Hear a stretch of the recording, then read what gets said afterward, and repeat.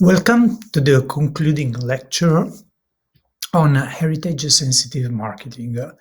We will now focus on the concluding two P's of the marketing mix, which are place and distribution. Sorry, place, which means distribution, and promotion. So Place refers to the ways your products or services will be made available to your customers. So this is mostly related to physical products, but for other kind of market offerings like services, it's the same kind of approach. Where shall your customers access your services? Okay, and so on and so forth. So in most cases, there's a mix of direct and indirect distribution. For example, in the case of direct distribution, it's your customer who will come to you, your shop, your workshop, etc., to buy your products and services, or sometimes it's you who will travel to your clients and you will meet them at their whole premises, or maybe some intermediate environment like a market, a bazaar, a trade fair, an event, and so on and so forth. Sometimes direct distribution is made online. People make an order online and then you ship them the product if you are organized to do so. Indirect distribution is instead through one kind of intermediary or the other. These are separate business who will buy your products from you and will sell them to other customers. So it's another business. So in this case, you will not have direct access to the customer. Okay. In most cases, a distributor or a series of distributors is the best way to increase your overall sales. However, you lose control on how the product is communicated and presented at the points of sale, and you do not have a possibility to directly interact with your customers. Okay, there are various kind of distributors that are called in different manners. So you have a retailer who sell to consumers, small volumes. You have wholesalers, large quantities, exporters, importers, and so on and so forth. So there might be also distributors that are specialized in your product category, and mainstream generic distributors who will offer different kind of categories at the same time. So sometimes it's very important to know the distribution system for your products. Okay, so if you position your products more as art, maybe you will need art galleries circuit. If it's crafts, it's craft stores, but there may be a different kind, from souvenirs for tourists to home decor stores, and so on and so forth. So this is the distribution network for Bengal Patachitra products, which I made a frequent reference to in my previous lectures. So this community, the Chitrakar, are most of them are geographically concentrated in a village. This is where they live, and this is where they sell their products. So they are dependent on visitors, on tourists who come and visit them. And they organized also a festival, the Pot Maya Festival, once a year, that will attract a lot of tourists. And this is where most artists say they do a lot of their annual sales. Not all the artists, but some of them sell their products directly at the craft sales. So once a month, once every couple of months, they travel to one or the other of the fairs in different cities, sometimes even internationally. And not all of them, but quite a few of them. So at this moment when I'm talking, no one of these artists has an online store directly managed by them, but the local collective association, the Chitrataru Association is thinking to perhaps in the future create one for them. There are some logistical problems, but maybe this is something they are going to do in the future. So all of these would be the direct distribution option. However, they are also indirectly distributed. So the few artists who have been able to enter the art world are distributed in art galleries in Kolkata, in other Indian cities, and sometimes abroad, the few established ones. Other artists are distributed more to the craft store and fair system, so souvenir stores and sometimes online retailers as well. Okay, it's mostly direct, but there are some experimentation with the indirect channels. So when you look at the structure of distribution channels, you can see that sometimes it can be very long. It's not the case of the Bengal Patachitra artist I mentioned before, but you can see sometimes for some products, maybe your case, I don't know, they can be very long. So all of these blocks are separate companies that need to make a profit. So eventually the price will be very, very high. So sometimes it's not just a distributor, but a distributor will sell to another distributor and so on and so on and so forth. And every time there's one step, the overall price increases. So sometimes this is the reason why you want to create a short circuit of sales directly to the final consumers because you can sell at a higher price. Okay, sometimes, however, it doesn't make sense because you cannot have a direct shop in every possible city in the world. Okay, so it makes sense to delegate these to another specialized company, which is an intermediary, a middleman. Sometimes with heritage products, particularly if it's small businesses, there is a concern that the intermediaries take most of the added value. So you sell them at 10 and they will make 1,000 of profit, and there must be balance. Okay, so you need to be sure that they are willing to pay you a fair price, otherwise it will not work. And really you should try to think of ethical distributors will be able will be willing to pay you a fair price. So ask yourself, maybe you have already done that, but ask yourself what is the optimal distribution network structure for your business? So, are you thinking of totally delegate to external distributors? Are you thinking to not have any external distributors? Are you thinking of mixing, maybe depending on the market segment? Are you considering going online? These are the kind of questions you have to provide an answer to. However, it's not like when you decide to be externally distributed, any distributor will take your product. If you have a strong brand or your tradition has a very good reputation, you might be in the lucky case where distributors all want your product.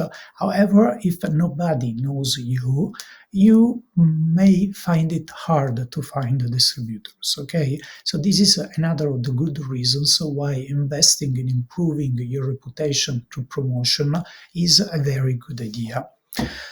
So, if you find yourself in this privileged situation where you can select the distributors for your products, you might also want to consider, for example, there's a big city nearby where there's a lot of consumers who might be interested in your products.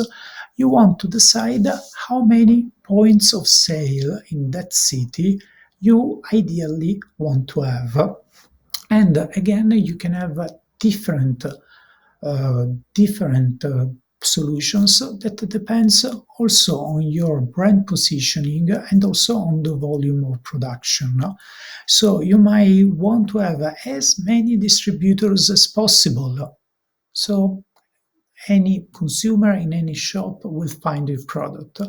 You can decide on the opposite of having a very exclusive distribution. So in that city, there will be only one shop, the best shop, where you will find your product, and be sure to, if you have a website, to let everybody know where your products will be available.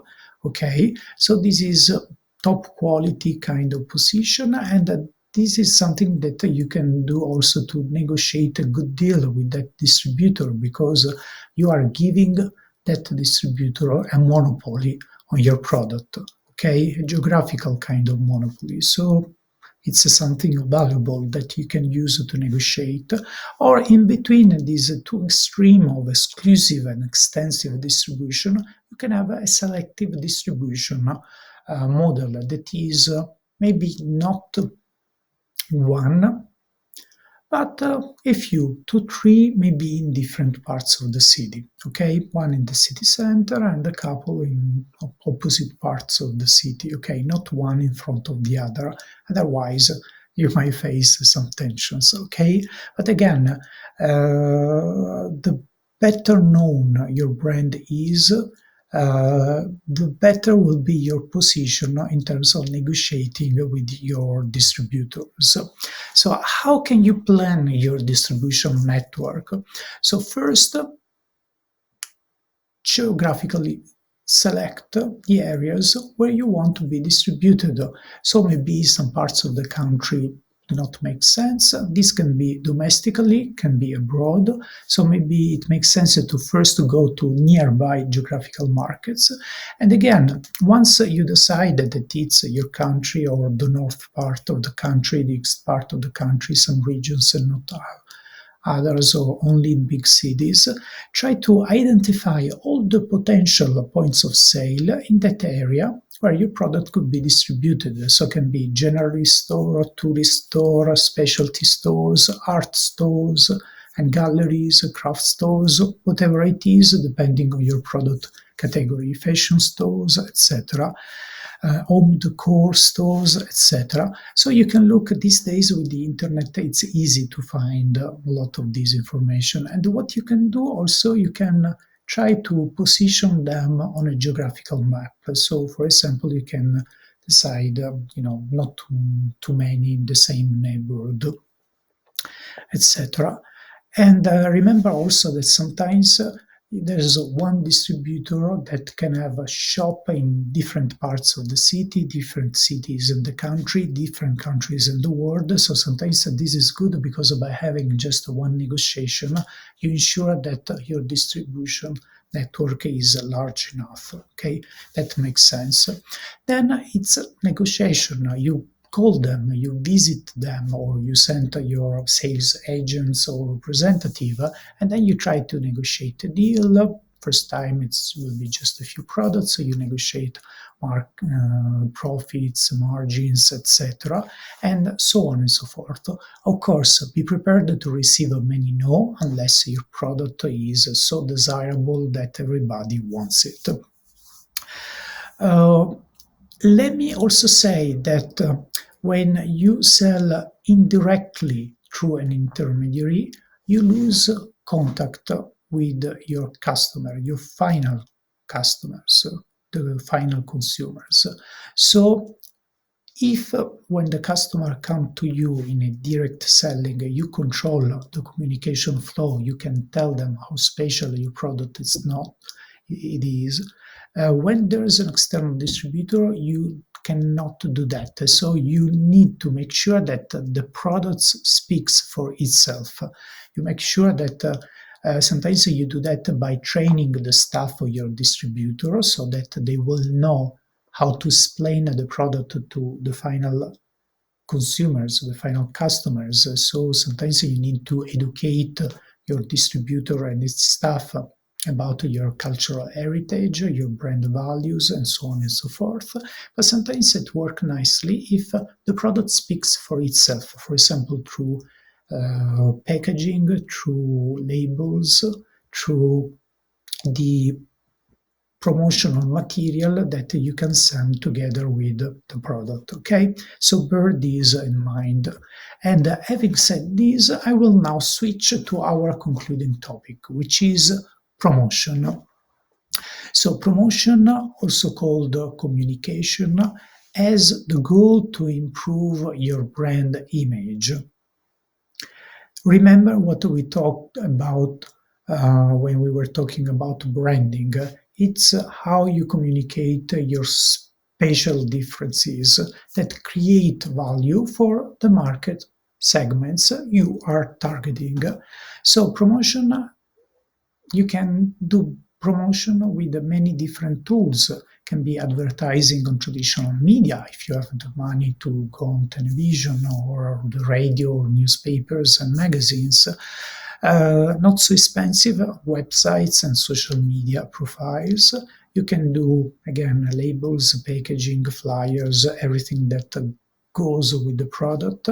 You can use events like trade fairs, promotional events, etc. You can do media relations, so you can try to ensure that journalists and the media and social media influencers will talk about your products, and so on and so forth. So you can be very creative and find the right ways to promote your business. So the goals that you will set for your strategy, because okay, you can have a different means like advertising, social media, but you need to have a different goals, and the goals depend on a sincere, honest assessment of your brand situation. So if nobody knows that you exist, as in the case of a very new business, the first thing is that people will know that you exist, that you work in that product category, okay, whatever it is. So try to evaluate, to do a check of your brand situation. Would you think, this is the question, would you think that on average the market or your market segment doesn't know at all that you exist, or you are just a little known, you are known just by a part of the market, you're known by mostly everybody, or you're very well known? So if you are Coca-Cola, the Coca-Cola, your product category, you are known by pretty much everybody. If you are very new, nobody knows. So one of the goals is to increase your awareness, okay? If a lot of people already know that you exist, try to ask yourself, but what do they know about me beyond the fact that I exist and I offer products in that category?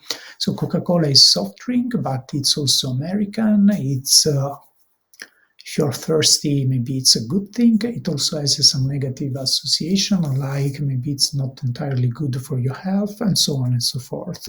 So ask yourself, what do the potential customer from that specific market segment knows about your brand? And ask yourself if there are gaps to fill. So what would be important that they know if they do not know you yet? So maybe it's about the fact that your roots are in that community, in that traditional heritage. So maybe that your product is innovative from this different point of view. Maybe that your product is environmental friendly, that your product is for both young people and older people, and so on and so forth. So remember, what is your difference?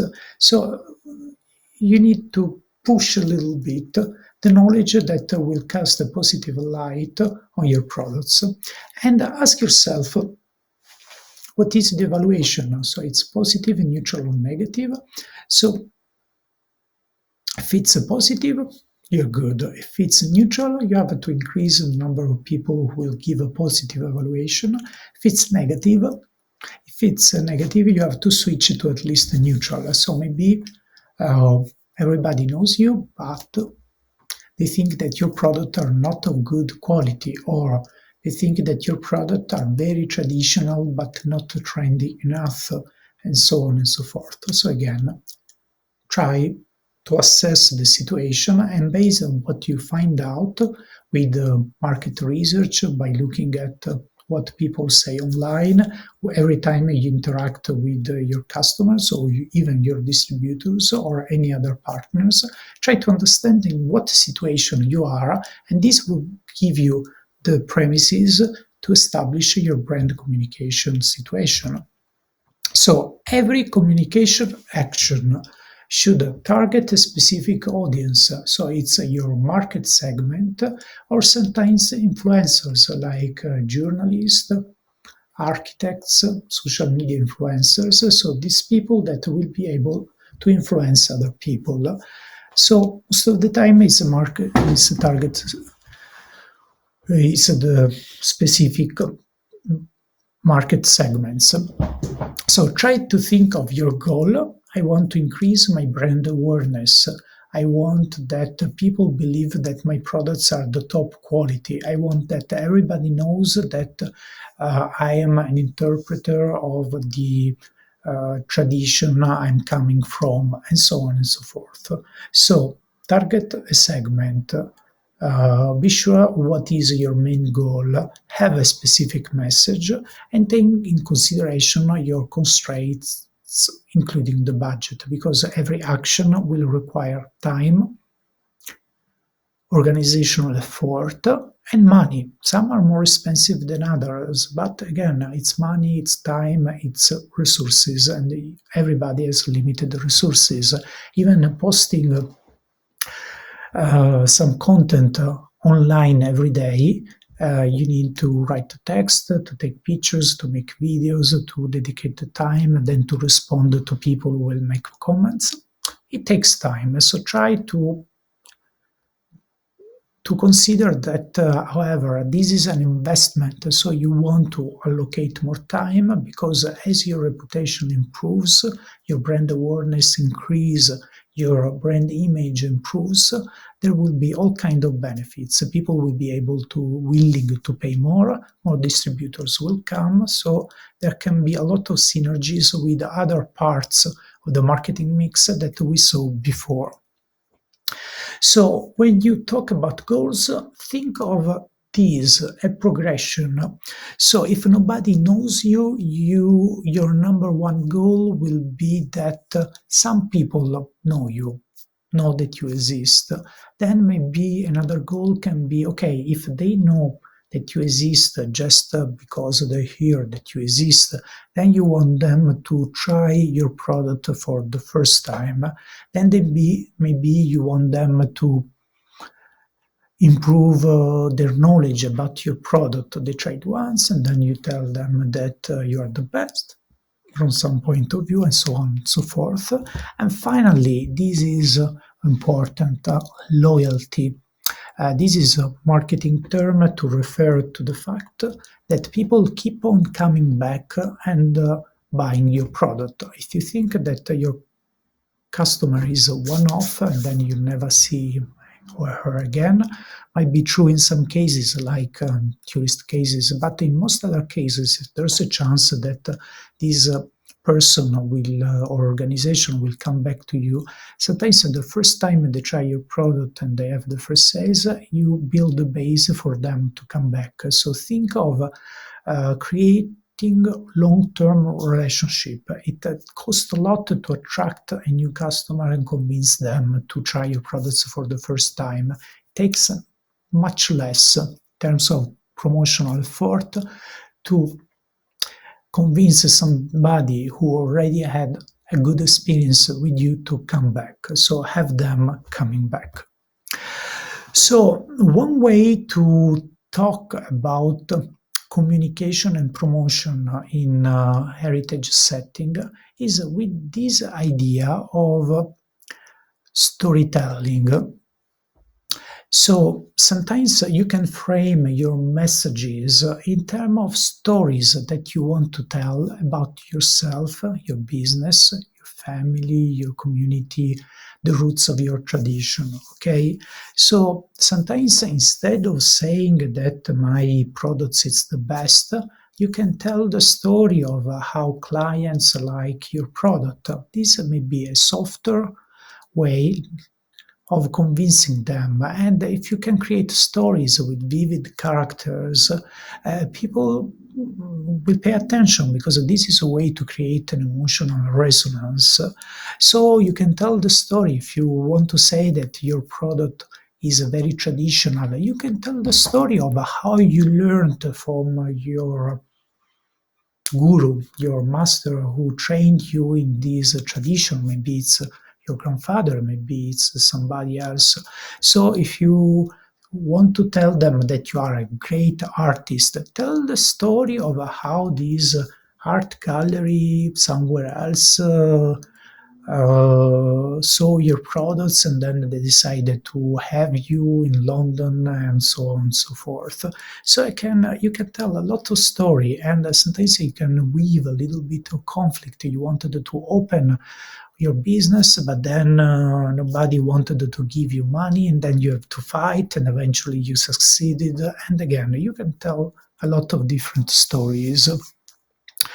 Here are just examples, but again, you can tell the big brand history, and then you can tell stories. Oh, I went to this fair, I met this client, I met this artist, and we cooperated together, and so on and so forth. So here there are some ideas. Uh, Try to select the one that makes sense for you. Remember what I said before, that sometimes when you are not there, or people will not look at your social media and just have a product, the product do not talk to themselves. So sometimes you want to have packaging and labels that talk for you when you are not there. So sometimes labels in particular, sometimes you think it's just a graphic design, or it's just your trademark, or sometimes it's legal requirements. But this is an approach to labeling that is developed for food products. So you have the website there, you can go and check, but the idea, you can do that for all kind of products. So whether it's fashion, whether it's crafts, you can tell the story of the tradition, you can put a lot of information, and maybe you can link with a QR code, for example, to a website where the full story is told. Websites, educational and promotional websites. So sometimes this is something, if you remember this distinction between individual marketing, collective marketing, this is something that is best done at the collective level. And again, whether it's individual or collective, we push very much with artists the idea to go with on social media because they are cheaper. Not everybody can go on television, but this is cheap, and it's a good way to establish a flow of information and interaction with particularly, but not only, the younger generation. And the younger generation are the market of the future. Okay, so one of the key decisions to be made is, where should I go? In each country of the world, there are different social media. Where I come from, Italy, now Facebook is good for people in their 30s, 40s. Younger people are no longer there. They are on Instagram, YouTube. It's easy because you can post on Facebook links, and people will watch the video, so it's good as a repository. And again, but it will depend. It will depend. There are countries in the world where Facebook is not there, but you may find a local alternative. So be sure to know where your customers are. Okay, so don't choose the social media that you like. Choose the social media where your market segment is present and looks for information. Okay, this is the logic, and there are many others. So it makes sense to focus on. No, you cannot possibly focus on them all. Each additional one requires times and effort, but focus on just one, two, three, depending on your target market segment. Okay, so Facebook. Facebook allows for both personal profiles and pages. So a page would be better. So with social media, there's an issue of privacy. So you don't want to put their pictures when you are drunk or during a family celebration, etc. So it's important that you keep your private profile separate from your public profile as a brand, as an artist, as a craftsman, and so on and so forth. Okay, it's very visual, so if you only write text, doesn't make sense. Try to have at least a picture or better a video. Can be easily linked to YouTube videos, for example, and other social media channels. It's very integrated with Instagram, for example. And sometimes you can have photo albums. So if you are produce craft, you can have a different lines of products, and so it stays there. Okay, people will look for you and will find you. However, it's a sort of time consuming because you need to post a lot, and be sure that the quality of what you post, I mean the visual quality, if you have a photograph, a picture should be very good quality picture. The same for video. Sometimes a video that you do on your smartphone maybe will not work. Okay, so Facebook, Instagram, it's very useful for visual artists. You can also upload pictures or short video. You can make stories with the right hashtags. You can be found. So it's a whole different ways of creating online communities. You can put online not only the finished products but also the making of. You can display your value. You can do a lot of stuff, and it's a wall that stays there all the time. It's telephone friendly, so people can look on their phone, which is increasingly important. But again, like Facebook, you need to be there to post a lot, and sometimes on the positive, it's good that your client can tag you or partners can tag you, but then sometimes the quality is not good, and this can damage also your image. So all social media have create these concerns of other can post, and these can have an impact on the quality of my image. YouTube is video based, so you need to be sure to have a good quality videos. Otherwise, it's not for you. And if you are a performer, you should really consider that. There are alternatives, but if you are a visual performer, if you sing, if you dance, be there. It might be a good idea. And another advantage is that you can organize videos and libraries in playlists, and again, people will look for you, will find you, and it's there. Once you made it, it's there. It stays there. So be sure it's good quality. However, you would need video editing skills. Otherwise, the footage will not be high quality, so you will need some editing skills. You might consider to ask for professional help to make high quality video, or to make the investment on to learn how to make a good quality video. If you are a family business, maybe you can ask some of the younger members of your family to do that, because they might even like that, enjoy that, and so on. Try not to make movies of 2 hours, because nobody will watch them. 3 minutes, it's perfect, because unfortunately today people have very short attention span. Okay, so it's important that the duration is not very long. Okay, otherwise, what happens is that the people will stop, will drop, will not go to the end. Already 5 minutes may be a little longer for YouTube video. Okay. So it's also important not only that you post frequently with many of these social media platforms, but you need to engage with the audience. So social media is a conversation, is not a monologue.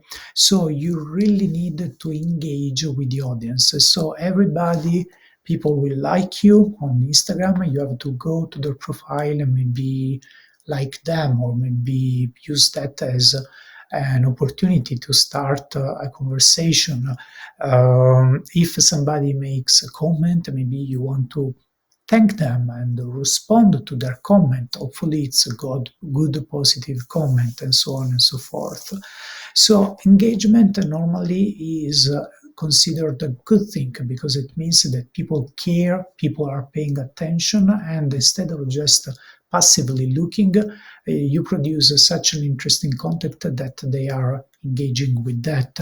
And there are simple ways to measure the level of engagement, like depends on the specific platform, but you can have likes, shares, comments, and also looking at how many new contacts, followers, friends, likes that you have every single day, week, month, year. Okay, so you want to increase more, and it's an investment. Sometimes people downplay the amount of time that you need to post there and then to respond to this comment, but it's a good news.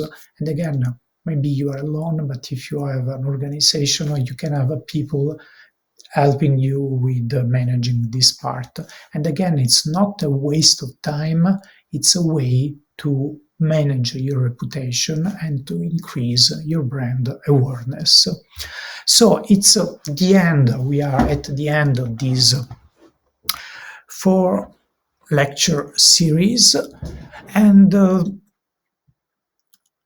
again, these are some concluding messages. So plan your distribution network beyond the direct sales. Consider online. This can go very nicely with online and social media promotion. Consider that because it's a way to expand your sales opportunity. Promotion is always a good thing.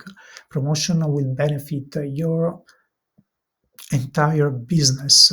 It will affect the price clients will be willing to pay and will put you in a stronger position when negotiating with your distributors, with the media, with any possible partners, with public authorities for subventions, and so on and so forth. I talked about heritage storytelling, which means in your promotion, try to promote the heritage nature of your business because people are increasingly attentive and sensitive to these aspects.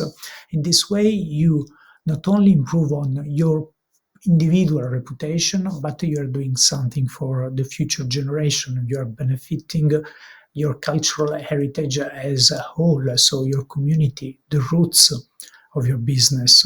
Okay, try to tell your stories, and you can do that online. You can do every time you interact with your customer in your stores, during events, during trade fairs, and so on and so forth.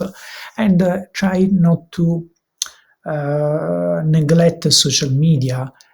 Yes, they are time consuming, they pose some privacy issues, etc. But probably they are changing the way we interact, we establish relationship, they are changing marketing. Everybody's paying attention to that. So do not neglect the potential for your business. So this is the end of our time together.